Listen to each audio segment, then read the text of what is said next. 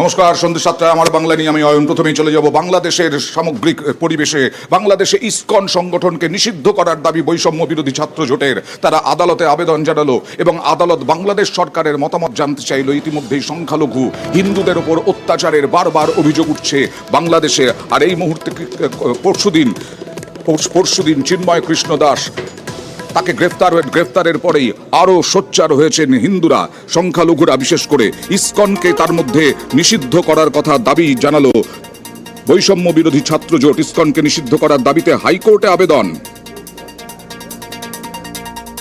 আমরা দেখছিলাম কি লাস্ট 1-2 মাস থেকে অনেক ইসলামিস্টরা রাস্তায় নেমে ডিমান্ড করেছিল কি ইসকনকে টেররিস্ট অর্গানাইজেশন ঘোষিত করে ব্যান করে দেওয়া হোক। অনেক চিন্তার বিষয়। We are non political, we are an humanitarian organisation. বাংলাদেশেও আমরা জানি কি অনেক ন্যাচুরাল ক্যালামিটিস হয়। সব সময় আমাদের ইসকন ব্রহ্মচারীরা খিচুড়ি না হলে প্রসাদ নিয়ে যায়, অনেক চ্যারিটেবল ওয়ার্ক করে। কিন্তু আমাদের প্রোটেস্টেও আমরা খোল করতাল নিয়ে হরে কৃষ্ণ মহামন্ত্র কীর্তন করেই প্রোটেস্ট করি। যেহেতু শান্তিপুর অর্গানাইজেশনকে জঙ্গি বলা, মৌলবাদী বলা, এটা খুব দুঃখের কথা। বাংলাদেশের ঘটনা দুর্ভাগ্যজনক, কেন্দ্রের অবস্থানকে সমর্থন। মন্তব্য তৃণমূল সাংসদ অভিষেক বন্দ্যোপাধ্যায়ের। বাংলাদেশ নিয়ে প্রথমত এটা রাজ্যের বিষয় নয়, এটা দেশের বিষয়, আন্তর্জাতিক বিষয়। এবং আন্তর্জাতিক বিষয় হলে বরাবরই সেন্ট্রাল গভর্নমেন্টের বিষয়। যেহেতু মানুষ সেন্ট্রাল গভর্নমেন্টকে ম্যান্ডেট দিয়েছে, আমরা আমাদের দলের অবস্থান একাধিকবার স্পষ্ট করেছি যে যেই অবস্থানই সেন্ট্রাল গভর্নমেন্ট নেবে যে কোনো আন্তর্জাতিক বিষয়, সেটাকে দলগতভাবে তৃণমূল কংগ্রেস সমর্থন করবে দেশের স্বার্থে।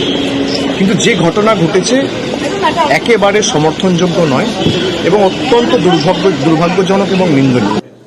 আর ধৃত চিন্ময় কৃষ্ণ দাসের মুক্তির দাবি বিরোধী দলনেতা শুভেন্দু অধিকারীর। এই ধরনের ভারত বিদ্বেষী কথাবার্তা, ভারত বিদ্বেষী আচরণ, এ জিনিস আমরা বিগত দিনে দেখিনি। এবং চিন্ময় কৃষ্ণ প্রভুকে মুক্তি না দেন তার বিরুদ্ধে কোনো অভিযোগ নেই। এটা সম্পূর্ণভাবে তালিবান, আইএস এবং মৌলবাদী শক্তির পদধ্বনি শোনা যাচ্ছে। আমি এখান থেকে দাবি করছি, হিংসা 100% স্টপ করুন। চিন্ময় কৃষ্ণ প্রভুকে নিঃশর্ত মুক্তি, তাদের এই ধরনের ভারত বিরোধী কথা বলা বন্ধ করুন। অভ্যন্তরীণ জনপ্রিয়তা বজায় রাখতে কি আন্তর্জাতিক সম্পর্কে প্রভাব পড়ছে বাংলাদেশে? আমরা কথা বলেছিলাম আন্তর্জাতিক সম্পর্ক বিশেষজ্ঞ সম্পূর্ণা গোস্বামীর সঙ্গে।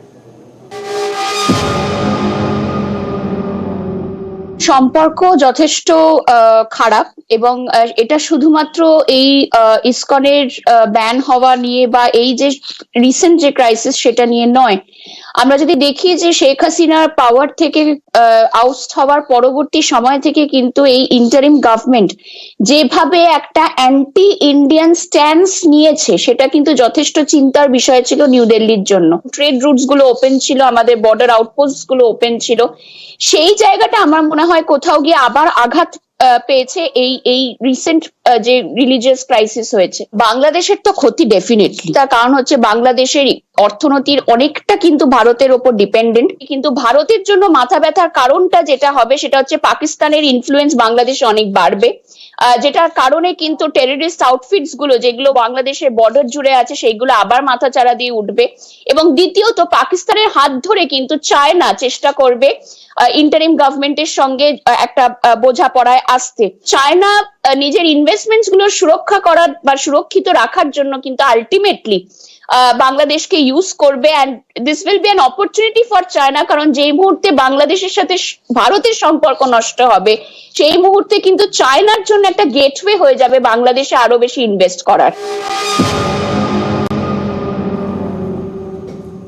আন্তর্জাতিক মহলে তো খারাপ বাংলাদেশ ইন্টারিম গভর্নমেন্ট অলরেডি হয়ে গেছে। তার কারণ আমরা দেখেছি যে যেই আমেরিকান গভর্নমেন্টের হাত বা সাপোর্ট মোহাম্মদ ইউনূসের গভর্নমেন্টের উপর ছিল, সেই সরকার এখন কিন্তু আমেরিকাতে আর নেই। বাংলাদেশের সঙ্গে রিসেন্টলি পাকিস্তান যেভাবে জড়িয়ে গেছে বা বাংলাদেশ যেভাবে পাকিস্তানের সঙ্গে হাত মেলানোর চেষ্টা করছে, বিভিন্ন ট্রিটিস, বিভিন্ন নেগোসিয়েশন, এটা ইন ইটসেলফ কিন্তু বাংলাদেশের এই ইন্টারিম গভর্নমেন্টকে ক্রিটিসিজমের মুখে ফেলেছে। বাংলাদেশ বারবার করে গণতন্ত্রের কথা বলে, যে ইন্টারিম গভর্নমেন্ট শেখ হাসিনাকে ফ্যাসিস্ট বলে সরিয়ে দিল, যে যে ছাত্র আন্দোলন, সেই ইন্টারিম গভর্নমেন্ট নিজেই ফ্যাসিস্টের মতো কাজ করছে। এবং শুধু তাই না, আমরা দেখেছি বিগত কয়েক সপ্তাহ আগে মোহাম্মদ ইউনূস বলেছে সেকুলারিজম শব্দটাকে সংবিধান থেকে তুলে দেওয়া হোক। কাজে কোথাও গিয়ে ইসলামিক ফান্ডামেন্টালিস্টের একটা বিশাল ইনফ্লুয়েন্স কিন্তু ইন্টারিম গভর্নমেন্টের ক্ষেত্রে আছে। একটা বিষয় আমাদের বুঝতে হবে যে ইসকন বা অন্যান্য ভারত সেবাশ্রম বা রামকৃষ্ণ মিশন, এই যে অর্গানাইজেশন গুলো আছে, এগুলো কিন্তু ভারতীয় অর্গানাইজেশন নয়, এগুলো ইন্টারন্যাশনাল অর্গানাইজেশন। কাজে শুধুমাত্র ভারতের পক্ষ থেকে স্টেটমেন্ট নয়, রাদার আমার মনে হয় যে এইটার সময় যেখানে একটা ইন্টারন্যাশনাল প্রেশার কিন্তু বাংলাদেশের গভর্নমেন্টের উপর ক্রিয়েট করতে হবে, বিভিন্ন ডিপ্লোম্যাটিক চ্যানেলস ওপেন করতে হবে। বাংলাদেশে হিন্দু এবং বিভিন্ন সংখ্যালঘুদের ওপরে যেরকম অত্যাচারের অভিযোগ উঠছে, সেই পরিস্থিতি এবং চিন্ময় কৃষ্ণ দাসের যে গ্রেফতারি, তা নিয়ে ভারত গতকালই অলরেডি বিবৃতি দিয়েছে। আর ভারতের বিবৃতি দুদেশের বন্ধুত্বের পরিপন্থী বলে মনে করে বাংলাদেশ। বাংলাদেশ জানিয়েছে যে চিন্ময় কৃষ্ণ দাসের গ্রেফতারি কোনো জায়গা থেকে ভুলভাবে তুলে ধরা হচ্ছে। চিন্ময় কৃষ্ণ দাসের গ্রেফতার নিয়ে ভারতের গভীর উদ্বেগ প্রকাশ করার পরেই প্রতিক্রিয়া দেয় বাংলাদেশ। দাবি করা হয় এমন একটি বিষয় নিয়ে ভারত বিবৃতি দিয়েছে যা বাংলাদেশের অভ্যন্তরীণ বিষয়। নির্দিষ্ট অভিযোগের ভিত্তিতে চিন্ময় কৃষ্ণ দাসকে গ্রেফতার করা হয়েছে বলেই দাবি বাংলাদেশের। দেশের সব ধর্মের মানুষের মধ্যে সম্প্রীতি বজায় রাখতে সরকারের যে প্রতিশ্রুতি, ভারতের বিবৃতিতে তা প্রতিফলিত হয়নি বলে মনে করছে বাংলাদেশ। আর আজকে বাংলাদেশ ডেপুটি হাই কমিশন অভিযানে বিজেপি, শুভেন্দু অধিকারীর নেতৃত্বে আজকে বাংলাদেশ ডেপুটি হাই কমিশনের অফিসে যায় বিজেপির প্রতিনিধি দল। রবীন্দ্র সদন থেকে বাংলাদেশ ডেপুটি হাই কমিশন পর্যন্ত মিছিল করেন তারা। এরপরে শুভেন্দু অধিকারী বাংলাদেশের বিরুদ্ধে কড়া ব্যবস্থা নেওয়ার হুঁশিয়ারি দেন এবং তার সঙ্গে সঙ্গে কুণাল ঘোষ, তৃণমূল কংগ্রেসের মুখপাত্র, তিনি কটাক্ষ করেন। এই প্রশাসককে বলতে চাই, নুন আপনার আছে, আয়োডিনটা ভারতের। আমি এখান থেকে দাবি করছি ভিসা 100% স্টপ করুন, এক্সপোর্ট ইম্পোর্ট পারমিট ইস্যু করা বন্ধ করুন, বাকিটা আমরা বর্ডারে করব সোমবার থেকে।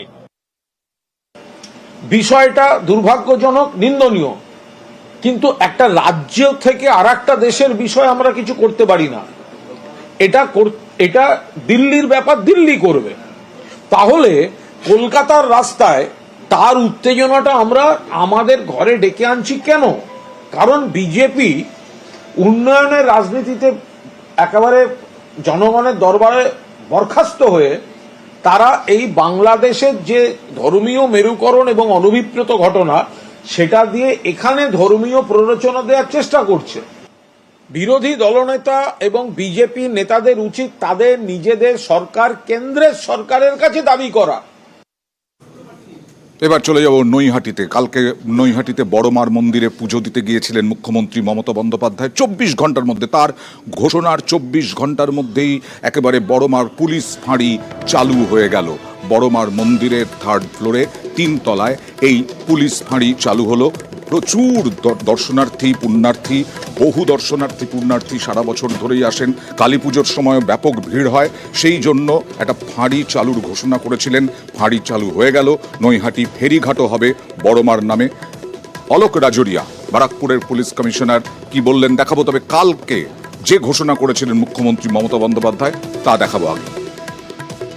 আজ এই ফেরিঘাটটা বড়মার নামে করে দিতে বলেছি। এখানে একটা পুলিশ ফাঁড়ি হবে, একটা হাই মাস্ক লাইট হবে এবং বড়মার যে ঘাটটা দিয়ে সবাই পরাপার হয়, সেই ঘাটটা আমি এমপি ল্যাড থেকে রাজ্যসভার 10 লাখ টাকা দেব, যাতে ঘাটটাও ভালো করে ডেভেলপমেন্ট হয়। তো সেইভাবে কাজ হওয়া উচিত।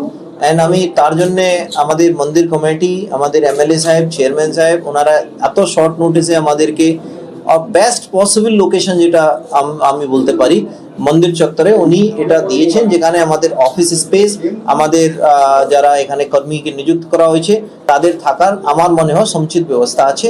আর এখান থেকে ওদের যে দায়িত্ব যেটা আমরা দিয়েছি, সেটা আমাদের এই মার্কেট প্লেস, অরবিন্দ রোড, আমাদের নৈহাটি রেলওয়ে স্টেশন এরিয়া, আমাদের ফেরিঘাট, যেটা গতকালে ম্যাডাম নামকরণ যেটা দিয়েছেন বড়মা ফেরিঘাট নামে, তো তো এই পুরো চত্বরের দায়িত্বটা এই ফাঁড়িয়ে দায়িত্বটা থাকবে।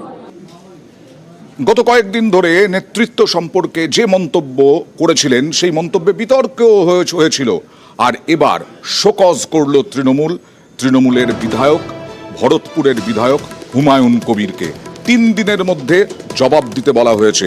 যদিও এই শোকজের পরেও তার অবস্থানে অনড় হুমায়ুন কবির, তিনি ভরতপুরের বিধায়ক। মুর্শিদাবাদে হুমায়ুন কবিরের একাধিক মন্তব্যে বিতর্ক হয়। তৃণমূলের শৃঙ্খলা ভঙ্গের অভিযোগ হুমায়ুন কবিরের বিরুদ্ধে। হুমায়ুন কবিরের বক্তব্যে যদি দল কোনো কারণে ক্ষতিগ্রস্ত হয়, নিশ্চয়ই দল কেন আমাকে রিয়াক্ট করবে। তো আমাকে যেটা শোকজ লেটার করছেন, যে ইস্যুতে করছেন, আমি যথাযোগ্য ডিসিপ্লিনারি কমিটিকে সম্মান জানিয়েই যথাযোগ্য সময়ের আগেই আমি তাদের জবাব দিয়ে দেব।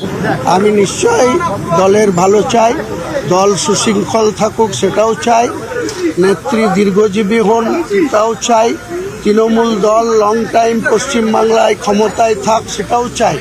কিন্তু আমার ব্যক্তিগত সম্মানের সঙ্গে কেউ আঘাত করলে আমি তার সাথে লাইফে কম্প্রোমাইজ করিনি, সে আমার মৃত পিতা হলেও করিনি, আর ওই কল্যাণ ব্যানার্জি বা ববি হাকিমের সাথেও হুমায়ুন কবির কম্প্রোমাইজ করিনি। ভারতবর্ষের একজন মহিলা নেত্রী হিসাবে তিনার বিরল রেকর্ড আছে। অভিষেক ব্যানার্জিকে তিনিই নাম্বার 2 করেছেন এই দলে। তার পক্ষে কথা বলার জন্য যদি দলের ডিসিপ্লিন ভঙ্গ হয়ে থাকে, তাহলে সেটা আমি দলের কাছেই তার যথাযোগ্য উত্তর দেব।